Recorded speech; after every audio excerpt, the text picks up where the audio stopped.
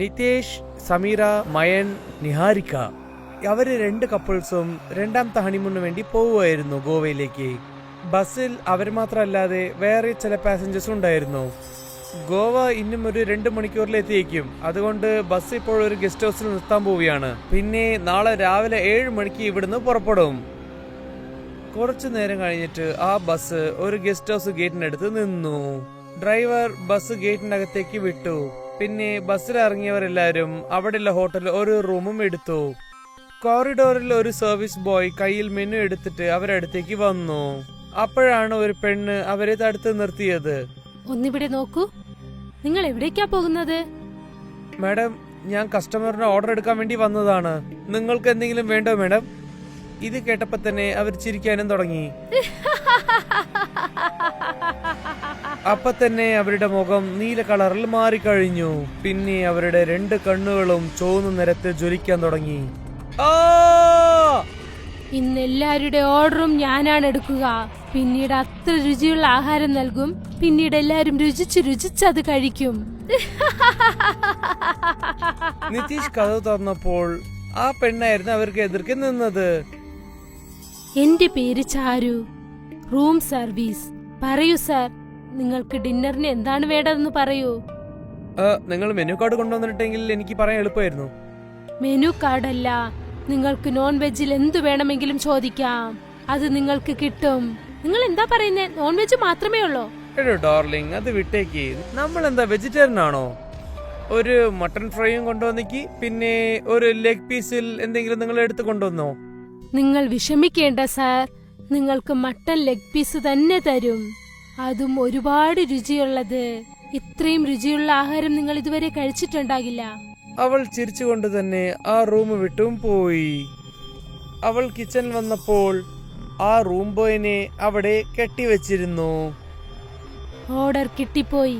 കസ്റ്റമറിന് mutton fry വേണമത്രേ, അതും leg piece. ഇപ്പോൾ തന്നെ റെഡിയാക്കാം. ഇത് പറഞ്ഞപ്പോൾ തന്നെ അവളുടെ രൂപത്തിലേക്ക് മാറിക്കഴിഞ്ഞു. അവൾ കത്തിയെടുത്തിട്ട് ആ സർവീസ് ബോയിന്റെ കയറ് മുറിച്ചു. പിന്നെ കുറച്ചുപോലും സമയം കളയാതെ ആ റൂം ബോയിന്റെ കാലും മുറിച്ചു കഴിഞ്ഞു. അവന്റെ കാല് മുറിച്ചിട്ട് തനിയായിട്ട് എടുത്തു വെച്ചു. പിന്നെ അവന്റെ രണ്ടാമത്തെ കാലും മുറിച്ചെടുത്തു. ഇപ്പോൾ അവന്റെ 2 കാൽപാദവും തനിയായിട്ട് മാറ്റിക്കഴിഞ്ഞു. ഇനി അവന് നടക്കാനും പറ്റില്ല.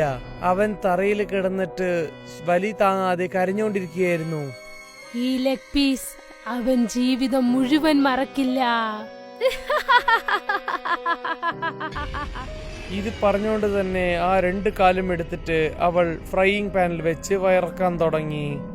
കുറച്ചു നേരത്തെ തന്നെ ആ ഒരു കതവ് തട്ടുന്ന ശബ്ദം കേട്ടിട്ട് നിതേഷ് കതവും തുറന്നു നോക്കി. അവൾ ട്രോളിയിൽ ഫുഡും കൊണ്ടുവന്നു.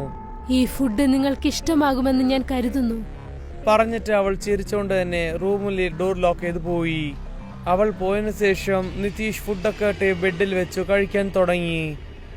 എന്താ രുചി അറിയോ? ഇതുപോലുള്ള ഭക്ഷണം ഞാൻ ജീവിതത്തിൽ കഴിച്ചിട്ട് പോലും ഇല്ല. ഇത് പറഞ്ഞതിന് ശേഷം അവര് 2 പേരും ഭക്ഷണം കഴിക്കാൻ തുടങ്ങിക്കഴിഞ്ഞു. അവർ കഴിച്ചോണ്ടിരിക്കുമെന്നെ അവർ വ്യത്യാസമായിട്ട് ബിഹേവ് ചെയ്യാൻ തുടങ്ങി. അവര് വളരെ മോശമായിട്ട് കഴിക്കാനും തുടങ്ങി. അവർ പല വർഷമായിട്ട് പട്ടിണിയിട്ട് കിടക്കുന്ന പോലെയായിരുന്നു അവർ കഴിച്ചുകൊണ്ടിരുന്നത്. അവർ കഴിക്കുന്ന ഭക്ഷണത്തിന്റെ ശബ്ദം പുറത്തു നിൽക്കുന്ന ചാറിന് വരെ കേൾക്കുകയായിരുന്നു.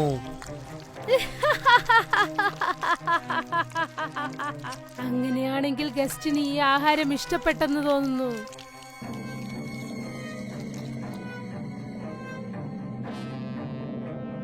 പറയൂ സർ, നിങ്ങൾക്ക് ഡിന്നറിന് എന്താണ് വേണ്ടതെന്ന് പറയൂ. ഇവിടെ നോൺ വെജ് ഉണ്ടെങ്കിൽ മട്ടൺ കുർമ കൊണ്ടുവരൂ. തീർച്ചയായും സർ, ഞാൻ നിങ്ങൾക്ക് ഇപ്പോൾ തന്നെ മട്ടൻ കുറുമയും കഴിക്കാൻ തന്തൂരി റൊട്ടിയും കൊണ്ടുവരാം സർ. അത് പറഞ്ഞുകൊണ്ട് തന്നെ അവൾ കിച്ചണകത്തേക്ക് വന്നു. ഇത് കണ്ടോണ്ടിരുന്ന റൂം ബോയ് അവന് വേദന സഹിക്കാതെ കരഞ്ഞോണ്ടിരിക്കുകയായിരുന്നു. നീ ഇതുവരെ മരിച്ചില്ലേ? ശരി, നിന്റെ പ്രശ്നം ഞാൻ ഇപ്പോൾ പരിഹരിക്കാം.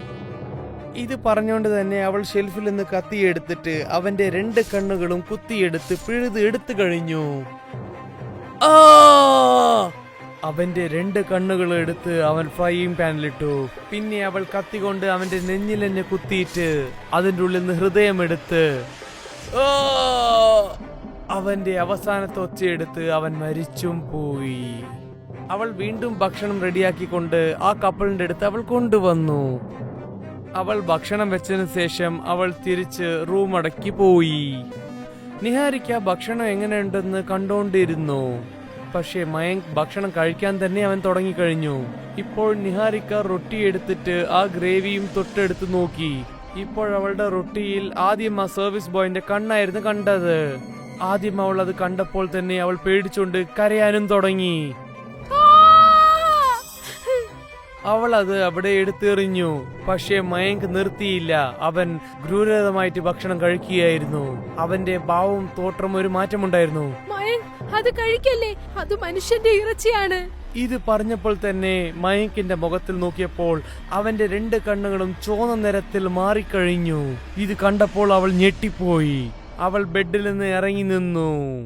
മയങ്ക് വീണ്ടും ഭയങ്കരമായിട്ട് ഭക്ഷണം കഴിക്കാൻ തുടങ്ങി.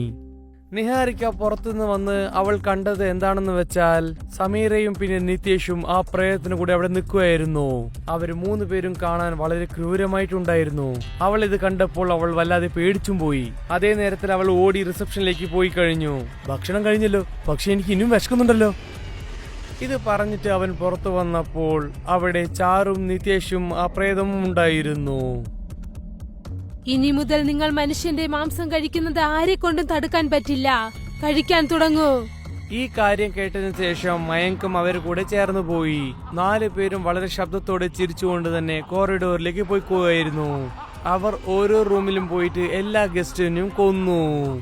പിന്നെ അവരുടെ മാംസങ്ങളൊക്കെ കഴിച്ചിട്ട് അവരെ കോറിഡോറിലിട്ട് അവര് പോയി.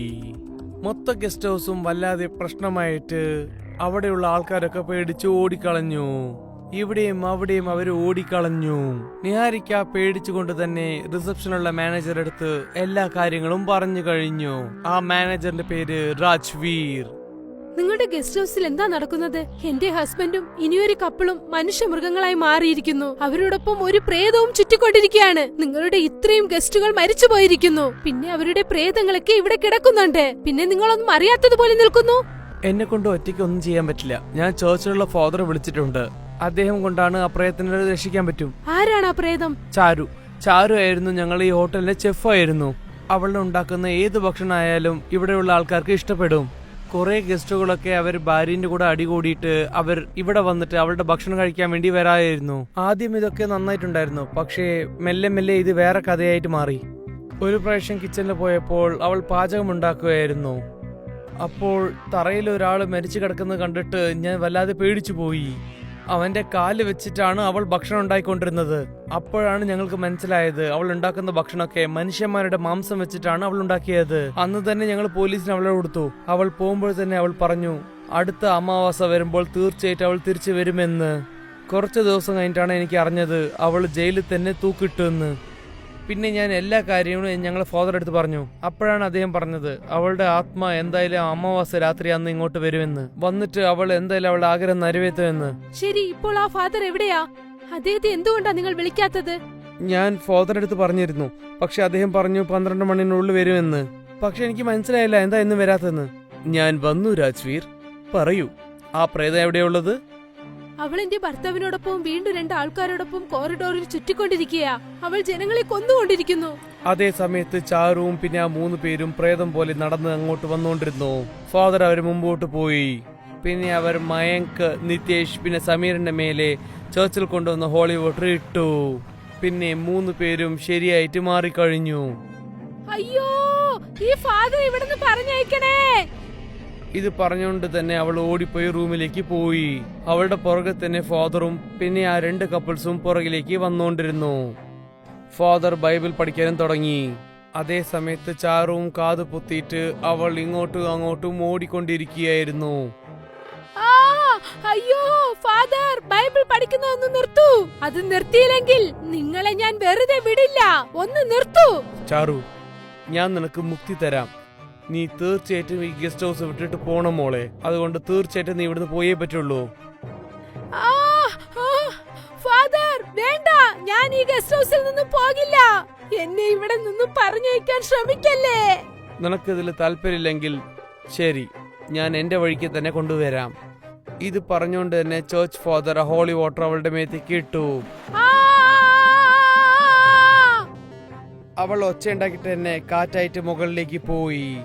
പിന്നെ ആ ചർച്ച് ഫാദർ ബോട്ടിൽ എടുത്ത് കാണിച്ചിട്ട് ആ കാറ്റ് ആ ബോട്ടിലിനകത്തേക്ക് പോയി വന്നു. ഫാദർ അപ്പൊ തന്നെ ആ ബോട്ടിലും മൂടിക്കഴിഞ്ഞു. പിന്നെ അദ്ദേഹം പറഞ്ഞു, ഇതിനുശേഷം അവൾ ജീവിതം മുഴുവൻ ഈ ബോട്ടിലിന്റെ ഉള്ളിലേക്ക് ഉണ്ടാവുക. രാത്രി 3 മണിന്റെ ഉള്ളിൽ ഇത് മണ്ണിന്റെ ഉള്ളിൽ പുതയ്ക്കണം. പിന്നെ അവൾക്ക് വരാനേ പറ്റില്ല. ഇത് പറഞ്ഞതിന് ശേഷം ഹോട്ടൽ രാജ്വീറിനടുത്ത് ആ ബോട്ടിൽ കൊടുത്തിട്ട് അദ്ദേഹം തിരിച്ചും പോയി. 3 മണിയായപ്പോൾ രാജ്വീർ ആ ബോട്ടിൽ ആ റിസപ്ഷനിസ്റ്റ് എടുത്ത് കൊടുത്തു. ഇത് ബാക്കിലുള്ള ഗാർഡനിലേക്ക് പോച്ചേക്ക്, അവൾ പിന്നെ വരാനേ പാടില്ല. റിസപ്ഷനിസ്റ്റ് ബോട്ടിൽ എടുത്തിട്ട് ഇതും സംസാരിക്കാതെ അവൾ ഗാർഡനിലേക്ക് വന്നു. പിന്നെ അവൾ പുറകിൽ വന്നിട്ട് വല്ലാതെ ചിരിക്കാനും തുടങ്ങി. ഈ മടയന്മാർക്ക് അറിയില്ല ചാരു എന്റെ ചേച്ചിയാണെന്നുള്ള കാര്യം. അവളുടെ മരണത്തിന് പ്രതികാരം ചെയ്യാനാണ് ഞാൻ ഈ ഗസ്റ്റ് ഹൗസിലേക്ക് വന്നതെന്നുള്ള കാര്യം. ഞാനുള്ളപ്പോൾ അവളെ എങ്ങനെ നശിപ്പിക്കാനാണ്?